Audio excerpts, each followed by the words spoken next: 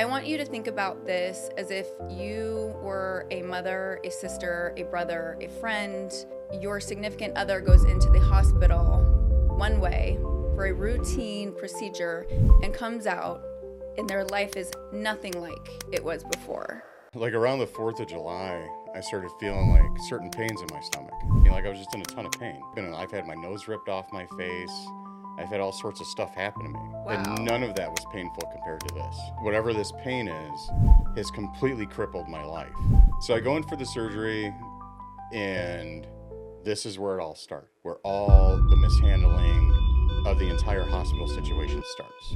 So they came back to me. I had to sign a piece of paper because I'm the power of attorney for him, saying that I had three options. I was going home the same day. About 5 minutes later, I'm laying on the bathroom in the hospital room, begging for death. All right. Hi, everyone. This is the Heather Godby podcast, and today we are here with a story, a situation, a life flip is what I would call it, with Tabitha and her brother AJ, and we are here to talk about something that has recently happened that has completely changed AJ's life.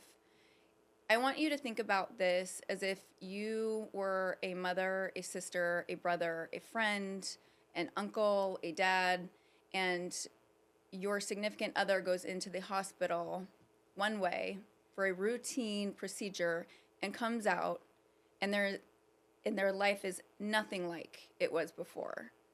How would you feel? I want you to put yourself in those shoes as you hear this story.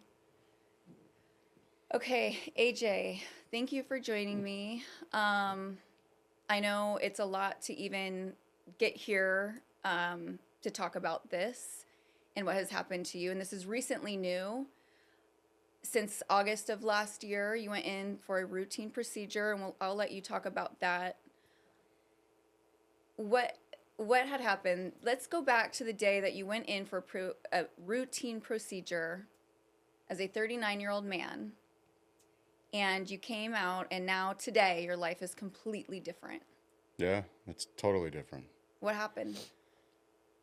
Like around the 4th of July, I started feeling like certain pains in my stomach.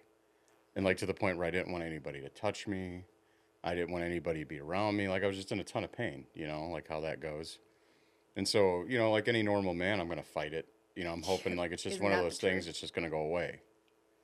And so like, I did a bunch of over-the-counter stuff to try and clean my system out, thinking maybe I ate something bad. It was just like ache, like a sharp ache, or It's a pain that I try and explain it to people, but there's no way to explain it. Because it's like a radiating pain that just doesn't go away. Interesting. There's like no room for like any kind of comfort. You couldn't eat at all. Yeah, I couldn't eat, like even water, like trying to drink anything. Like you're just And you fought that for how long? up until the surgery point. I think I fought it for like 4, 5, 6 weeks, something like that. Because the doctor kept putting off the surgery. Yeah. Okay, so the doctor kept putting off the Yes, surgery. he went to the emergency room. They took him to Chandler Regional. They said that he was out of network, and then he kept putting off the surgery. So they didn't flag it as a high risk type of thing. So at first I went to the immediate care by my house, and they ran like a soft x-ray. And the guy's like, oh, you have air on one side of your intestines, and then everything's trapped on the other side. And so he's like, you need to take Miralax or something like that to hydrate, my intestines and my colon. Okay. So try and get the air out of it, because he explained to me like there's no pain like intestinal pain when air gets trapped in there and it expands it. And I can totally contest to that, because I've had my nose ripped off my face. I've had all sorts of stuff happen to me. Wow. And none of that was painful compared to this. I know and this is not like when I get gassy, but when I get air stuck in my stomach, it is Right. debilitating. And that is something that just I can't even handle for an hour. And this was that probably times like 10,000. Oh, I would be immobile. Like, I yeah. would literally cry. And I was still getting up, trying to go to work, working from home, like still trying to do my daily routines. And I was so distracted by the pain, like I couldn't focus on anything. Well, not only And that, you're probably worried about what is going on inside. I don't know if I was worried. I was just trying to really honestly just ignore it. Yeah, that is a typical man thing. Yeah, I like feel I was just like trying to go on about it, and then, weird stuff was going on at work because of it. I had a boss tell me like you don't need to go to the hospital because it's probably alcohol withdrawals. So you're being gaslit. That's what it sounds like. You're Yeah. being told, you're being minimized, all these things. Okay, you're not being heard Yeah, nobody took it serious like at all. The only people taking it serious were the people inside my house. because they saw it. They And saw then you as one person that they know in and out, right. and you were not fulfilling like who you normally are. And when my sister, my mom, my dad, Lindsay, when everybody's seeing like it wasn't going away, they're like, it's time to go to the emergency room. Okay. So I Intervention go, from the family. so I go to the other emergency room that's by the house in Maricopa, and they ran another X-ray or a CAT scan, and they seen that it wasn't just air, that I had a diverticuli inside my intestines in the colon area and some polyps. So then they rushed me over to Chandler Regional. I go in the emergency room. Okay. Emergency room sends me to the room, and you got to understand something too. Like my story is going to be somewhat accurate because a lot of it I do not have a good memory of. Okay. Ever since this, like that whole time frame for me, it's like scrambling eggs. Like eventually I'll get to a solid point, but in the interim, like everything is all over the place. I get that. I get that because a lot of things, well, especially when you're just trying to survive, number one. Yeah. And you're in survival mode. When you're in survival mode, your brain doesn't normally work the way it would work as a normal person operates. Right. With any stress, with any trauma, anything, this is traumatic, and you're not even understanding what's going on. Okay, so you get sent over to Regional Center, and they find a polyp. That's what you call? Yeah, they found a polyp. They found two of them or whatever inside my intestinal area, and then they found the diverticuli. So they send me to the room. I'm there overnight. Then they send me in for a colonoscopy. Colonoscopy sends me back saying, "Cool, we'll schedule a surgery." You got, and that's when I met Dr. Clark. And so it was just a blockage. Yeah, it was Like just a a small blockage. blockage. Right. Okay, this is where it becomes the routine. This is nothing out of Yeah. the ordinary. We can solve this. Your pain will be solved. We're going to do X, Y, Z. Right. Okay. Right. So all that's supposed to be routine. Hospital discharges me. Then I go back a week later and I meet with Dr. Clark to In get his the surgery office. scheduled, right? In his what? At his At his office. office. Okay, at his office. And at the time it was just Lindsay and I was begging him, can we please do this as soon as possible? Like this, whatever this pain is, has completely crippled my life. And you've been going on, and you're saying We're at this about a is- month of pain now, right? And so I'm trying to get him to get the surgery done. So then And meanwhile, your work is. Did my ring just fly off? I think so. So where was I going with that? Meanwhile, you're still trying to keep your head above water with work and everything else. Right, correct. Okay.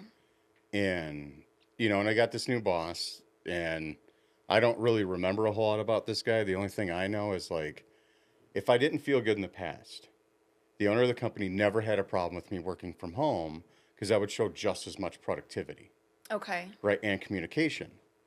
So this new guy's like, no longer are you working from home. If you're sick, you're too sick to work. We're not going to pay you for the day, yada, yada, yada. And this is the Correct. commercial lighting business. Right.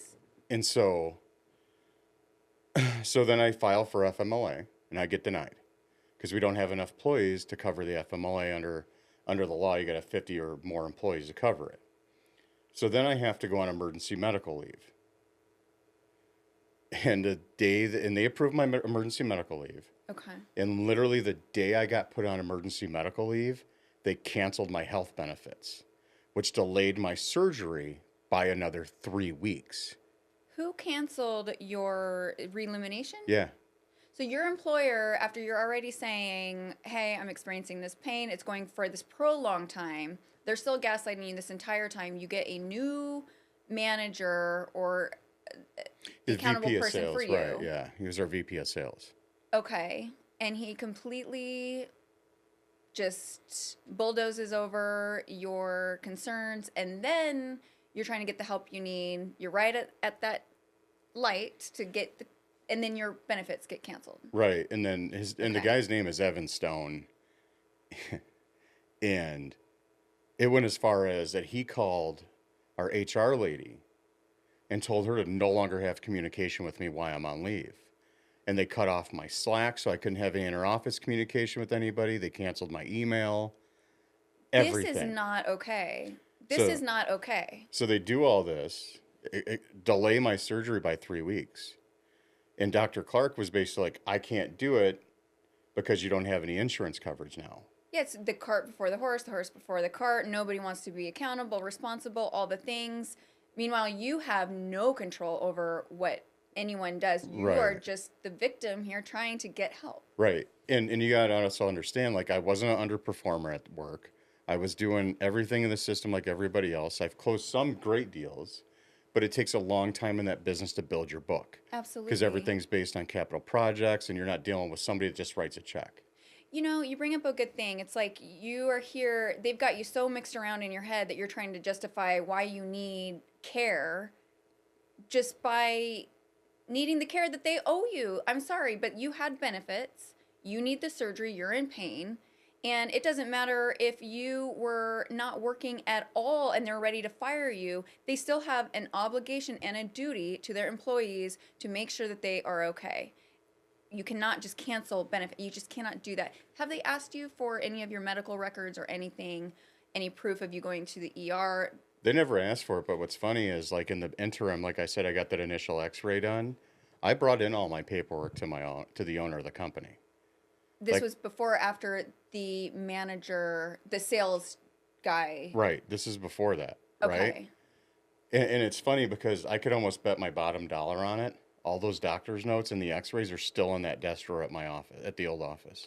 Well, I did send in stuff to Evan. I actually emailed him directly, and then Tamara, Yeah. the HR lady, Tamara, yeah. they asked me for it, and I sent everything to them. And I was asking for them to just send a termination letter so that I could send that into Access to get him insurance, since he was not like insured at that time, to try to get him covered because his Cobra was getting ready to run out, and they would not give me a termination letter. They said the only way to get him a termination letter would be for him to write in that he wanted to give them a resignation letter. And I was like, he can't even talk. He's intubated and sedated right now. What are you talking about? There's nothing that makes me more fumed and fueled up than this, because what they are doing is they are completely pushing you into a silo or path, messing you up. I mean, who's to say that that extra time didn't further damage what, I mean, I don't know. We haven't even gotten into Yeah. what had happened at the hospital. Right. That's a whole thing. Okay, so you're fighting not only for your life at this point, but you're fighting for your job, which as a, do you mind if I say your age? Did I already say your age? 40. A 40-year-old man, you are providing for yourself. You're doing, this is your life. Right. And so now it's affecting how you can even pay your bills, operate. You're still trying to keep yourself above water, like I've said. Right, because the emergency medical leave, you don't get paid on it. You don't even get paid on the, so you're just trying to get any kind of help. And they would I just wanted to emergency- get my surgery done. That's all and I still wanted. have a job when you came back. Right. That was literally the goal, right? Is just go right back to work. Life's good. I can go on to my daily routine because I'm a creature of habit. I could tell you the days I shave my head. I could tell you what time I take a shower in the morning. Like, nothing of that changes. That's just how it is. You're very routine. Yeah. You're okay. So let's go to the hospital when you finally get, and we'll go back to the employer because I'm not done there. When you went to the hospital and it's surgery time. Right. What happened? So they figure out a way to get my surgery done. So basically, instead of a standard scheduled surgery, I had to go back through the emergency room.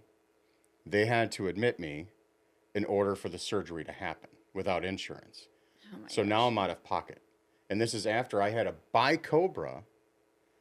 And I forget how much money I had to spend to get it. $800. Yeah, it was like 800,000 bucks, something like that, in order to get the Cobra coverage so I can at least get the surgery on the books and get it going. And are you still employed at this time, or are you not? Technically. Technically, you're employed. I have a job right now, right? So Okay. So they say. So they say. like it's Okay, we'll get there. just something to fill time, basically. Right. I mean, that's not even really should be your frontal focus because you need to get your body back in check. Yeah. So you go in and for the surgery. So I go in for the surgery, and this is where it all starts, and everything starts going south, where all the mishandling of the entire hospital situation starts. They knew that I had a blockage and I had diverticulitis that I was diagnosed with. This is supposed to be an outpatient surgery for the record. Okay. I was going home the same day. Okay. Yeah, we thought it was like nothing. We are like, Yeah, oh, it it's was gonna be only fine. supposed- Thank God he's going to be relieved. It was only supposed to be like an hour surgery, too. Very routine. Wow. So part of the surgery team orders me a bowel prep when they know that they weren't supposed to. Magnesium citrate. Yeah. Magnesium Citrate. citrate. And if you Google it, everything you Google says that you cannot drink that when you have a blockage because literally the most common thing that happens is it explodes your intestines. So I told my fiance, because she was. you- Google it. So I told my fiance in the room when they brought it out to me, I go, I don't want to take this. And I told the nurse I don't want to take this. I am already floored, and I know we're just in the very tip of the iceberg. So then the nurse comes back at me after I told her I don't want to take this. She says, you have to, otherwise they can't go through with the surgery. So us as humans, I'm left with no choice, right? It's And either you're trusting that they know what they're doing. right? I'm not a doctor. Right. Like I'm a pretty intelligent dude, but like I am not that guy. But you tried to refuse it. Yeah. You knew it was wrong. It's everywhere on Google or anywhere you research that this is a known thing. And Yeah. yet they're still pushing you, again, we're going to call it the corner, and you are told you have to do this, and you're desperate at this point. Let's not Yeah. forget about all the other weeks that you've been in pain. So you're already desperate. And it's weird because it's a fine line of desperation and excitement at the same time. That's a very valid point. Because I know once this is done, all this is gone. No more pain. You I can could get put back the to work. Keys go right back in the truck, and I'm out. Peace. Mic drop. Back This to is- shaving your head, Yeah, taking the like- showers. Right. Yeah. So that's all. Like that's what I'm seeing, and I'm like, and I remember sitting on the bed of the hospital and looking at Lindsay and being like, I can't. Like I'm in tears at this point because I'm so excited that this pain's finally going to be relieved off of me. Like, so you can eat again. Yeah. And so I look at her and I'm like, and she's like, I don't know. And I told her, I don't know what to do. I'm like, I don't want to drink that stuff. But they told me if I don't, I can't have the surgery. So either drink this stuff or go back to the hell that you've been living in. Right. And he refused it not once, but multiple times. Right. And the nurse herself told me that when I got to the hospital. Yes. And Lindsay's a witness to this. Yes, absolutely. Okay, I just want to make it very clear what we do have in our buckets because if this does go somewhere, this is all the thing. This is So- all the things. So the cool thing is everything that's happened, all these stories have a witness to them. That's beautiful because that's what they're gonna ask. Right. Like even the stuff that happened with work telling me not to go to the I hospital. have documentation of everything. I went and I reported that to HR. I reported that to Tamara and I told her, I'm like, can you believe Evan told me not to go to the hospital? Did she record this and document this? The owner of the company straight up told me, well, I've never heard him talk like that. And I left.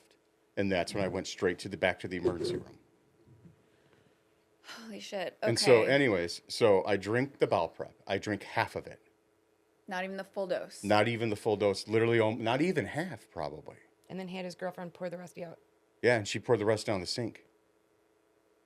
Smart. About 5 minutes later, I'm laying on the bathroom in the hospital room, begging for death. I literally was screaming and crying at the top of my lungs just to kill me. Pulling that red Oh emergency my cord. god. Yeah, oh you my know, God, you oh know my how the God, bathrooms have the. Yes, yes. So I'm I yanking know the that cord sort so of pain. hard, and I'm screaming, not like yelling. I'm literally screaming at the top of my lungs, "Just kill me!"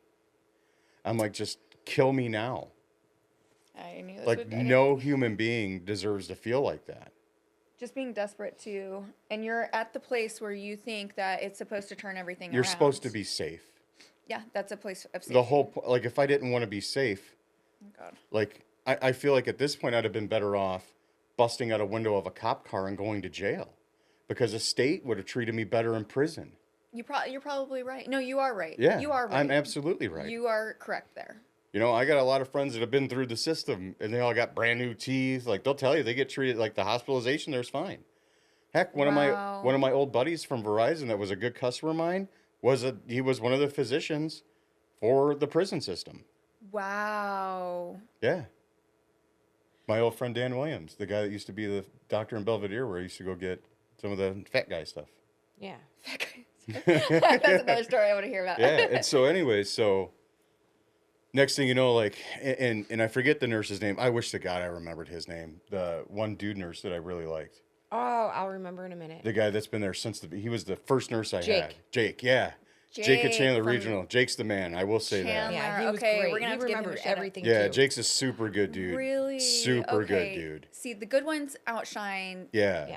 And he was Outshine actually always. shocked to see my brother when he came back because he was like all of them were like, like when he got out of the ICU, like nobody thought he was coming back. They all thought that he had like, So you're on the floor. Right. And you're begging for mercy. I no longer want to be here. Take me Yeah. out. This is a pain that I cannot survive with. It's not even mercy. I just wanted to die. I was fine dying. I accepted death.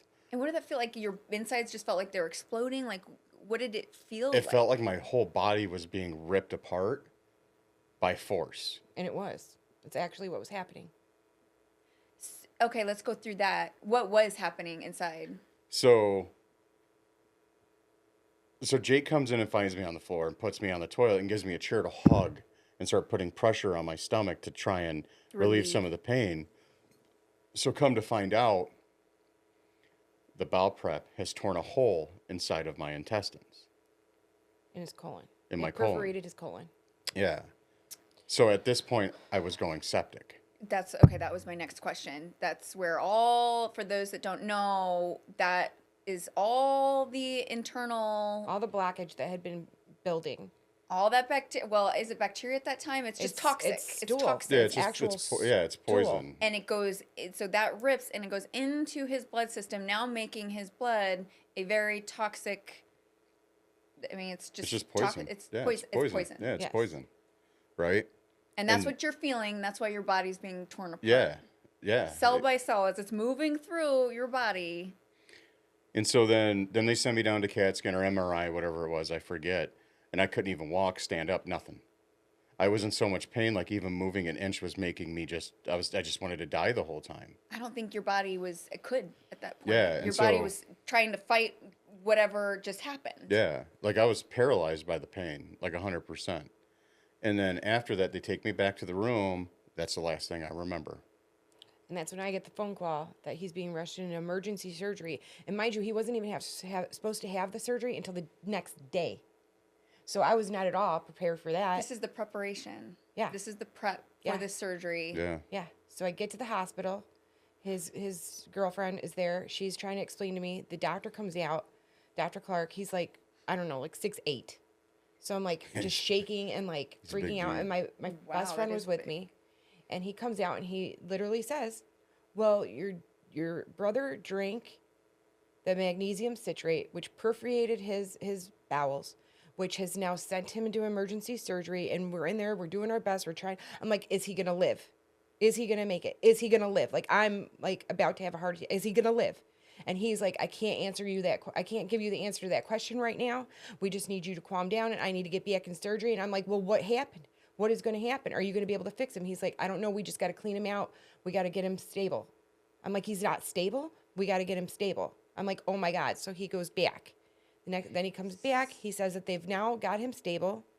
They had to clean out because all of the junk inside of his body, the stool, the toxic waste was in his body. Like, Yeah, they have to clean out your whole and they blood. have to rinse like it your- all out of his, like in his body, in his, like in his abdomen, in his everything. It's in there. Yes, it's like having your Everything. all of your like intestines, everything inside of you, like covered with shit, literally. Unbelievable. So they had to clean all that out, and then they're like, this is what happens. I'm not even, so after like an hour, 2 hours, 3 hours, we're sitting there. I can't even like count the time. And then he comes out, he says, all right, your brother's being moved to ICU. We're going to have to intubate him because he's not strong enough basically to like breathe or do anything on his own at this point.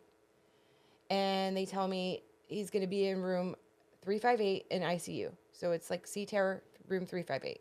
This happened overnight. I mean, there was leading up, and then you're seeing the light at the end of the tunnel, and now you have a death sentence. Oh, basically. yeah. And then guess what?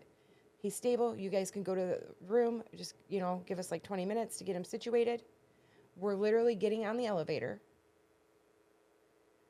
They just given us the room number. We're now going to the elevator. I'm like, trying to like make sure I could get there to like see him.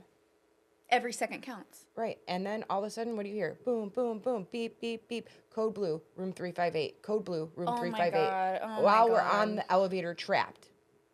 Code blue, his room number. Oh my God. And who was with you? Your mom? My best friend, Dre, and his girlfriend, Lindsay. And I like literally am in the elevator and we all just like look at each other like, oh my God. Oh my God. Like, that's his room number. That's his room number. That's AJ's room number. Sure enough, we get there. I go ring the buzzer. They're like, you can't come back. And you have no idea what could have happened. Right. And as I'm like freaking out, like what's happening to my brother, they're telling me that I need to calm down or they're going to escort me from the building. Trauma on trauma. Threatening me to make me leave, which they actually ended up doing without letting me see him first. Because then I find out at that point, because we had already heard code sepsis while we're waiting in the surgery room. Then we hear the code blue. Then we get up there, and then they make me leave, and then call me to tell me that the reason he went code blue is that after they got him stable, in order to get him stable after going septic, right? Then They caused. right? Then they cause that. Then they get him stabilized. Then he goes into cardiac arrest, and do you know why that happens? Because in order to get him like stable after septic is because they put him on 4 different blood pressure medications to like get him stable. Well, guess Who what? was working the hospital at this time?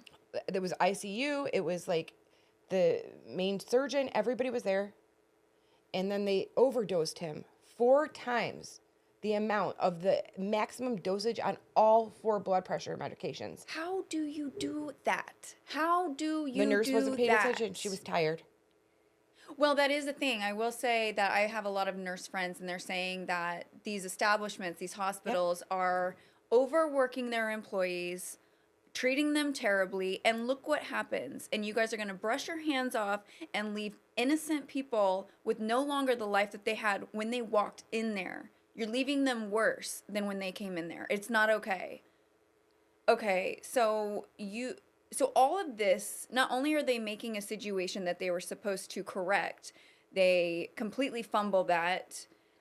You go into shock. And this is after Cardiac arrest. and this is after they found out that they didn't clean the sepsis out all the way the first time. Well, they found that Holy out shit. because they had to put him back. And then after they like overdosed him on the blood pressure medication, that shut down his entire circulatory system. So like all of his blood flow completely stopped. And all my vital organs were failing. Everything went down. AJ, I don't know how you're here. Nobody I do does. not Guess know what? how you are I here. The technically doctors died and all the 3 nurses times. said that. Yes, they all have said that. They all were like, it's a miracle. Even his doctor looked me right in the face and my mother and said, it is a miracle that he is here. We thought he was going to die. They call me at the hospital now the medical phenomenon. Yeah. Because there's no rhyme or reason or science behind how I survived it.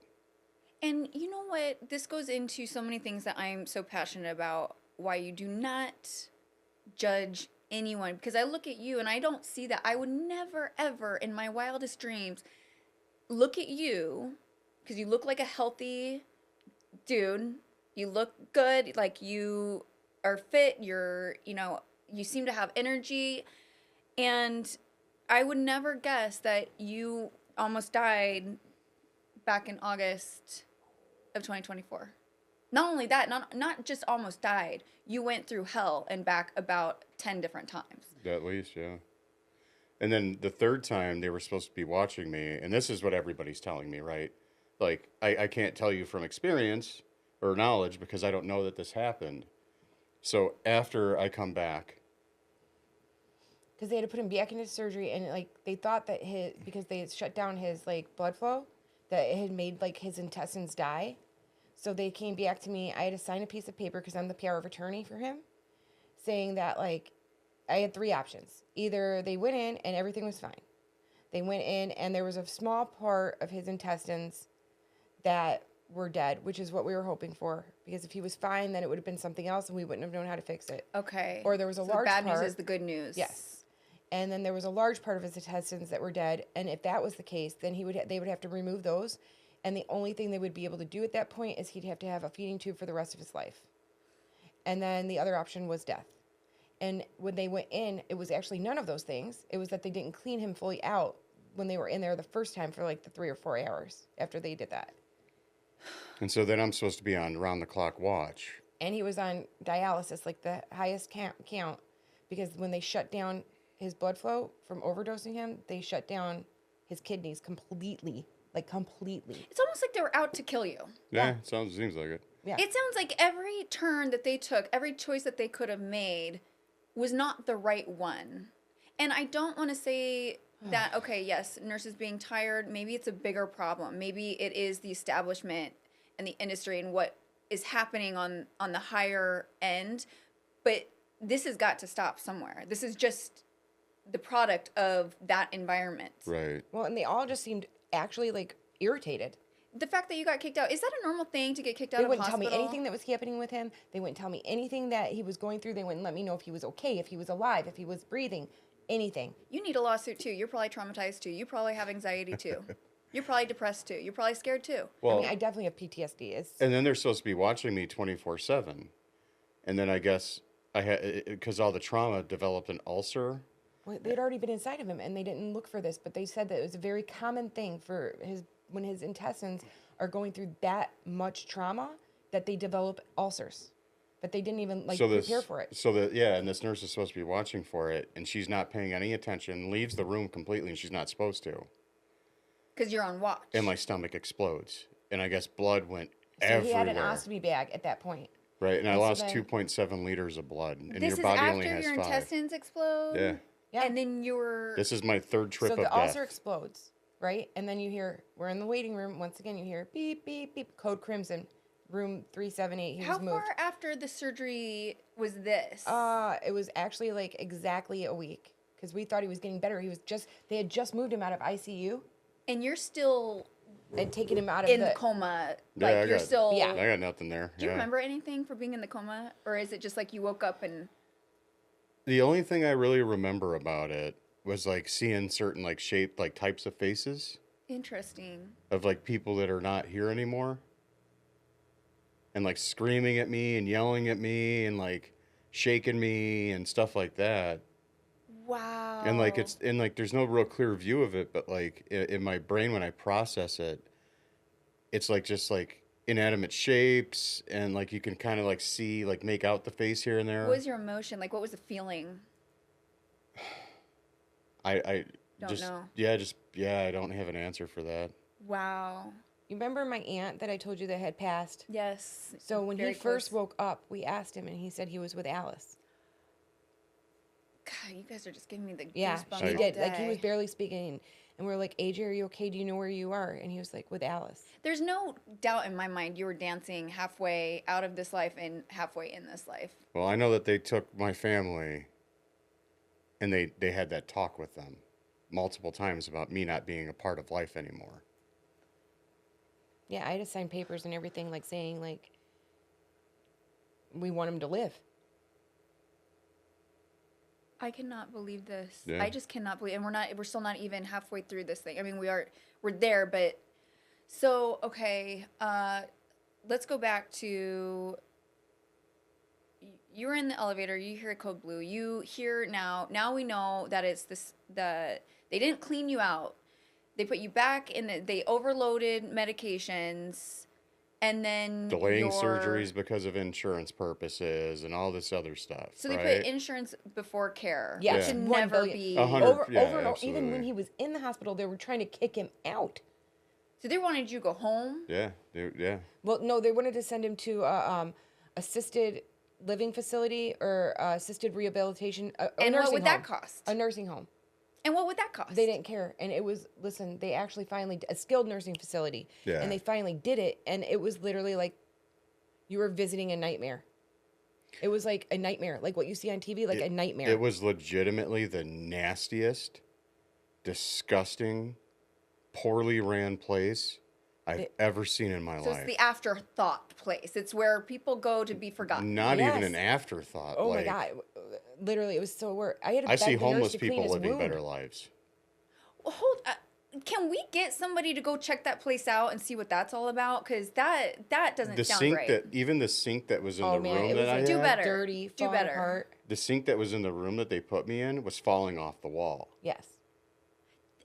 Let's talk about mold, bacteria, all the things that you would not want around somebody, especially highly.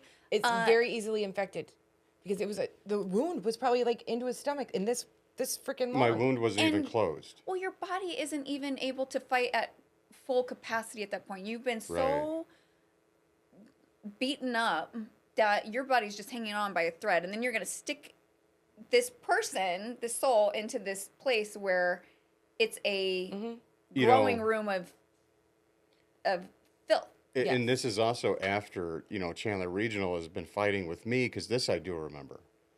Because, now all of a sudden I have this ostomy bag that's attached to my stomach. And they put it, because it was an emergency done, they put it in such a bad place that it was leaking. It wouldn't stop leaking. So every 5 seconds I'm covered in crap. And so that's not, did they place it where it wasn't supposed to be placed? Like Yes. they chose to, wherever it was due to emergency. I don't know the rhyme or reason behind it. It was Okay. higher than they normally put it, is what I was. okay. And it was right on a crease of my stomach, so the sides of it would always leak out. And even They the should nurses, know- they should know that before they. and even they the should nurses know. at Chandler Region were getting frustrated with it because nobody could figure out how to make it stop. And meanwhile, all this stuff, and you're just desperate. You're just trying to survive, and you're being made out to feel like you're the. I can't do anything at this point, right? So I'm literally a heartbeat at the moment because at this time I couldn't walk, I couldn't talk, I was on breathing machines, I couldn't eat, I couldn't drink, I couldn't do anything. Dialysis. Is this when you were in a coma, or is this like you were? No, you he was were out. You were awake while you couldn't do anything. Yes. That is, sorry for my language, fucking torture. Yeah, 100%, right? That is. Well, because when they and also because when they shut his kidneys down, he had got so much fluid built up in his body that they were actually, when they were doing the dialysis, they were removing like 6 to 8 liters of fluid in his body a day. A day. I don't know much about much, but that doesn't neither. sound He right. swelled up so bad that his toenails were popping off his feet and the sides of his feet were busting open and bleeding. I still cannot. It is mind-boggling that you are here. Yes. It's God. I mean, I live in constant It pain is. now. Like now because of it, I have neuropathy in my toes. I have nerve damage down my leg. So even sleeping, Yeah. walking, I'm never sitting. comfortable. I'm never comfortable anymore. Your life is forever changed. Do they Yeah. see any way out of that? Some people say it can be, course corrected over time and stuff like that. And it's hard for me to believe that Well, and because the you're kind of pain still- that it's caused by it, like, it's just hard for me to believe it. Like, and it's so your quality debilitating. of life Is totally different. is non-existent. Yeah. And, because of this, I've lost everything besides my family. Like, I've lost everything. I want to get into that. We're going to spend some time there. I want to go back through the time where what had exploded, where all the blood was coming out. An ulcer An erupted. ulcer yeah. Ulcer erupted. on his so an ulcer on his large intestine. It exploded. Okay, that exploded. And so they had to. So what happened at that point? Like he lost like so much blood. I'm not kidding you, Heather. When I went back in the room, he was going like this, like moving his leg, and I was like, "What is happening?" And the blood was literally like flowing off the bed onto the floor. I had to walk through the blood to get to him. And then I'm just like, AJ, just stare at me, and I'm like, he's just like staring at me because he passes out at like a paper cut his whole life. sorry, that's funny, but I'm not a big that's blood like person. such a Yeah, so I'm That's trying to like- like keep his okay. focus off the blood. So they have to take him back in the surgery. The guy's like, well, we don't know if it's going to work or not. And if it doesn't, he's going to die. And thank God the surgeon that did that, because they wanted to do all these other crazy things first. And then the surgeon came out and he's like, that's not going to work. And he's like, so let me just try this. And so I had to sign those papers. And then he tried it. And thank God he used like this monkey clamp to clamp it. Or you could have bled out. Yeah. And then I was worried that that would go away, but they ended up removing his entire intestine. All of his large intestine is completely gone. He has no colon now.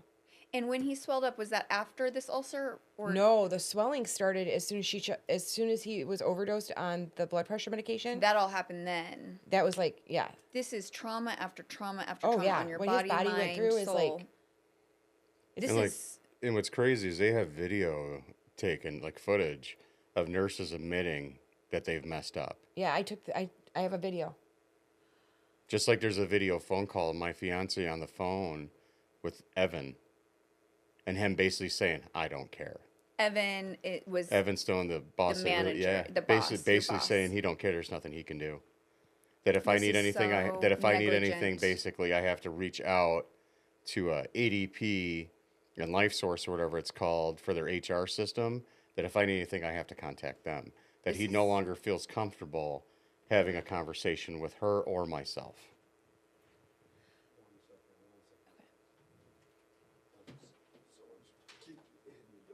Oh, sorry. Okay, about 20 minutes. I'm gonna want to let's wrap up the hospital, and then let's get into what your work has done, and then let's end it with how you're living life now, like what your day to day looks Well, like. if I just tell you real quick. So the hospital basically, they blew up, like the ulcer blew. He almost bled out there. They had to give him like a ton of bags of blood to get him back, right? So then they get him back stable again, back in ICU, right? Stayed in ICU total of like 3 months. His birthday, Halloween, like right before Thanksgiving is when he came out of ICU. He spent Thanksgiving in the hospital, I think. Or he came home right before Yeah, he that came because they home right kicked him out. before. And then he was supposed to be in the skilled nursing facility for a month, but my mom went in there and she took him out. Good. And then brought That him place home. sounds awful. And then had to beg for like at-home care. And then now, if he makes like too much money, he's not even gonna have insurance or medical benefits It's because he'll all- lose his access. They already canceled my access. Yeah, so they canceled his access. And because I- now you have your job on the road. yeah, Yeah. which I had to fight for him to get and beg the hospital, not the real life. employer, Actually, the everybody to in-home get it for- nurse contacted Access to let them know I'm returning back to work to cancel it. Why are they so against you? I mean, it's not you. I don't. Heather, I'm I trying actually not to think make they it do this to personal. everybody. I actually like. I Then mean, it's going to stir up a hurricane. yeah, I actually think they do I this want to it to. everybody. I mean, and this is all falling back. Like, if you think about it, like the what's his name, the guy that killed the Oh yeah, the United Healthcare. Yeah. Luigi guy. Luigi. Yeah, Yeah, Luigi, yeah. I mean, if this is what they put people through, Yeah, imagine. Well, this is the perfect time then to talk about because this needs to be, and I'm glad you're okay with talking about regional center because, and it starts from the top. I know nurses can be negligent, but it Right. usually trickles down. They don't mean to hurt somebody. not to mention that doctor tried to blame it on the surgical team that they were making him take the magnesium citrate. But you can ask anybody and look it up that they cannot make him take anything without the main surgical doctor Approving it, approving it. He has to sign off on everything. and so they don't have any proof of that. Oh, there's proof. He's lying about everything. He literally has told me 15 different stories. So now you guys can. Okay, perfect. Okay, so let's talk through real quick. You were in a coma for how long? So you were in the hospital for a good 3 months? Yeah. It was four to 4.5, something like Four that. and a half months. And during this time that you're just trying to get your body back, not even your life, you're just trying to get your body back. Let's go to when you get sent home. And well, actually, I have a question. Has the hospital reached out, because this is for people viewing at home, and taken any accountability, reached out with any kind of support? No. No They reach out responsibility? to collect the $700,000 I'm in debt now. So 700,000, and that's not including, because we're gonna get into what you've lost from Right. this. Okay, so you get home, you're trying to establish your life back, and we have Relumination, which is a commercial lighting company here in Arizona, Right. and not only were they not supportive before you went in for this routine procedure, but you then went through, obviously you were in the hospital for 4 to 5 months.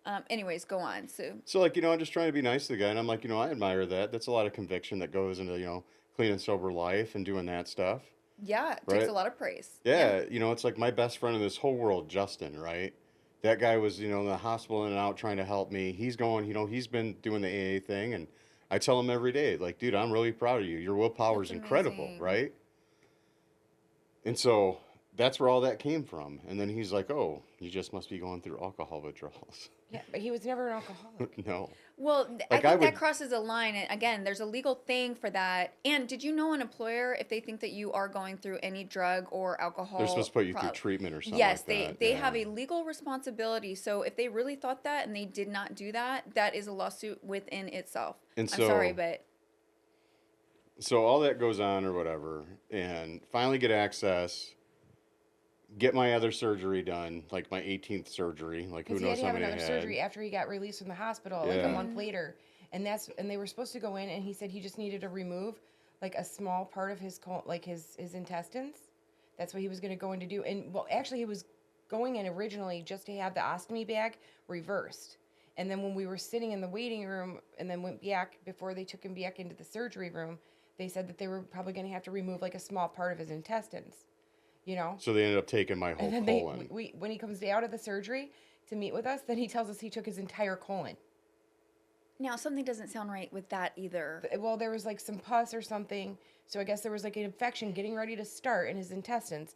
And then he was like, so instead of having to fight that battle, we just took the whole colon. And then he was like, well, I was like, well, he's gonna be okay? Like, can you live without a colon? I didn't even know that. I didn't He's like, either. oh, he'll be fine. He'll never have like solid poops again, basically. But And I don't- isn't and I don't. there? Don't you have to sign off on like? It was that a matter of fact, like he would die if they did not do that. No. Was that a And life saving? I did sign the paper saying that once he got in there, if he did see that he needed to like remove like more of the intestine, That he could remove that he it. could do More, that. not. But I never ever. Did they say ever- that was a possibility? No, it was Okay. never given to me or him or anybody even sitting there while he was fully conscious after he'd been released and readmitted to get the surgery, that he was going to have there was even a chance, a small chance, that the whole colon was going to be taken out. I feel like there's in cases like this that there could have been, and oftentimes because my brother went through brain surgery and they get in there and they see something that they don't expect, they do have an obligation to stop whether or not you sign something, and I could be wrong here, but to at least give you the options. No. At that point, the options No. of like, this is what life is going to look like here, or we're going to take this avenue here. And you guys were not gifted that. No, and we were No, sitting no. right there. We were right there in the waiting room. And all of this, I've lost everything. And you've lost 100 pounds too. I know that's one light at the end, Yeah, but yeah. I mean, this I'm is sure, no joke. like, I've put some weight back on now because it took me months to get my appetite back. So, I mean, I just wanted to let the audience know, like, what you have gone through just physically. I mean, the proof is there. I mean, Yeah. 100 pounds. I struggled to lose a pound. Yeah, he lost So- like 85 pounds, I think they said, in like a matter of like less than 2 months. Yeah, I looked like a really bad cancer patient. Like it was awful. He looked Well, you very, had probably very no sick. nutrients, nothing. No, and nothing. you very, got to very figure sick. I've had to relearn how to walk, talk, breathe, eat, swallow, drink. And now I- you're no longer with this company. Yeah, because I did job abandonment apparently because coma. they I have- had anticipated that. I mean, you've just been completely. So now I work on the road, and it's painful, right? Like my tailbone hurts all the time because I don't have any cushion back there anymore. So I'm always in pain. My right leg's constantly hurting. My feet are always in pain. I just don't think you should be working right now. I just don't even think. I don't even know It why was- that's a thing. It was one of those things where like I'm so work focused, and like I'm good at what I do. I'm a very good salesman. I'm very good at it. And I just wanted to get back at work because I needed a Normalcy. distraction. Yeah, normalcy. I just needed a distraction. I couldn't sit in that house anymore. But he would have preferred to go back to his other job versus the one where he's Absolutely. constantly Yeah. driving, traveling, and Well, yeah, now you're even beating up your body even more, and not only are they not allowing you back with open arms, you've had to take a pay deduction Oh, in a sense. yeah, about in half. I lost half of what I was making, if not You've lost- less, because most of the money I'm making now goes right into my gas tank. Yes. And on top of that, like, there's just so many other things that have changed. Like, everything's changed. From what I can eat, what I can drink, His social my life. social Your life, whole it's all life has different. completely changed. You Yeah. go in, again, how I started this, you go in for a routine procedure to make you feel better. And some months go by, and your whole life as you know it is flipped upside down and not in a good way. We're not saying that you walk out with a better life. You are ripped away from the life you knew and worked for. And everyone that should be accountable is putting their hands up in the air saying, it's not us, it's you. Your work did that to you. Regional Center did that to you. I'm going to say it again, Relumination and who they are hiring. If it's not you, Relumination, then you need to get rid of the folks that had made these decisions. The There needs to be things in-home done here. nurses, like that whole thing was crazy because I still need a nutritionist, a dietitian. I need physical therapy done. I can't do any of it. Not even a mental can't- health physician have they given him. He hasn't even been to therapy mentally. You have not been to there. This is And I can't do absurd. any of it because my current employer offers insurance, but it's wildly unaffordable. Well, Right, with the you're amount of making half money. your money now. Right. I'd say 60% what doesn't I'm have making medical goes into my insurance. gas tank. The rest of it has to go to make sure that I pay my portion of the mortgage to my dad. Then I got to eat. I got food because I'm on the road, right? Like, there's things Well, I you can have do to live. You're a human right? being. And then now I have to go through the process of buying all these new clothes because nothing fits me. Otherwise, I look like a circus clown. And I probably have a good $5,000 or $6,000 worth of Dixon shirts sitting in my closet. I've sold some of them to try and recoup some money to go buy new clothes. But don't you get overwhelmed on all the things that you need to do? Every day is overwhelming. What I do though is I laugh about it and I'm like, you know what, dude? He's It's- a comedian for I'm real. like, you know what? Like, it could be worse. And I really try and be as optimistic as I can about it. But I'd probably say 6 of the 7 nights a week, I probably cry myself to sleep. And Oh, now the only way I can get sleep is I either have to eat a gummy or smoke a little bit of weed because the pain and the PTSD and the thoughts that run through my head are so intense. it's like, a nightmare. I have to find a way to escape it. And I can't just, some people are like to shut it off, and I can't. Like, if this was self-inflicted, I wouldn't care. I would own it. I would take full accountability if this was something that was rheumatoid because of me. Yeah, you did the right thing. You went in to get help. And it just was not handled the way it should have been. Not to mention, thank God he didn't come out a complete drug addict. And that, yeah, because, Yeah, all Thank the God how opiates long they he put was you on on. Dilaudid and fentanyl Did they and put you on all Morphine. that stuff? morphine. Yes, for months. Thank God that he was strong enough. I'm the one that told him to take me off of it. We had to literally fight with them to take him off the drugs. I cannot. I'm beside myself.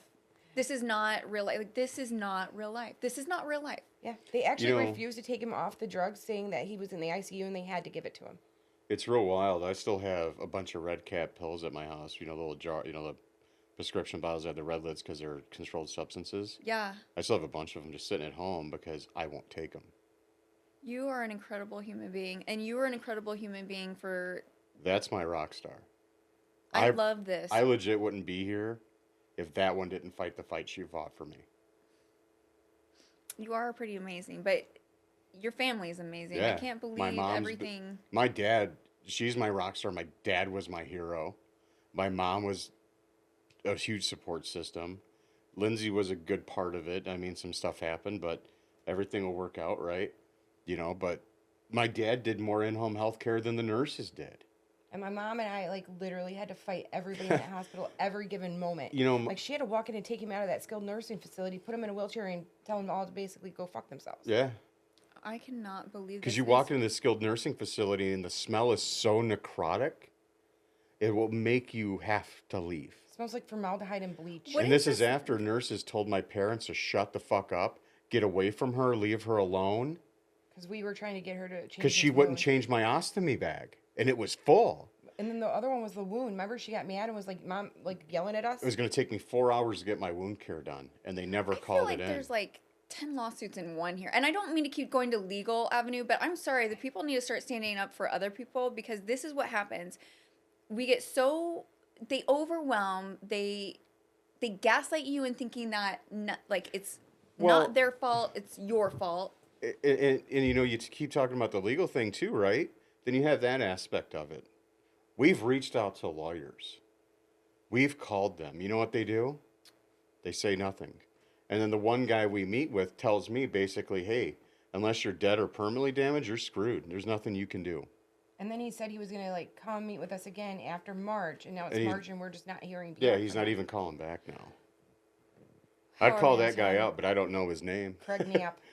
Correct. She knows everything. I think there's going to be a part 2 to this because I think we're just reaching the There's system. there's a ton of story left to tell. Oh my God, there's so much. I will tell you that. This is a fraction of what's happened. Okay. Because we're at time, we're pausing it here. What I need from you, everyone listening, I need your stories. If you have anything with regional regional center, Relumination, or anything that will help this case, we're gonna start a GoFundMe. We want to get this. If you have any sources for the news outlets, anything like that, we need this to go bigger because you guys, this didn't happen to you, but this could happen to you. And if we keep letting this happen, it's going to keep happening to our loved ones, and they're going to keep getting handled this way. And the folks that are making millions of dollars at Chandler Regional Center and these other places that have failed you so vastly and so deeply, they go home and they sleep fine at night. And it's a shame. Shame on you, Regional Center. Shame on you, Relumination. We can do better. We're going to do better. Thank you guys for being here. Hey, thanks for having us. It's not the end. This is just the beginning. But for a good beginning, we're not going to do another beginning to the horror in which you're living right now. Yeah. We got to change things. Thank you, everyone. I will be back, and then we're going to figure something out here. We're going to start some GoFundMes, and just stay tuned. Thank you, and have a good day.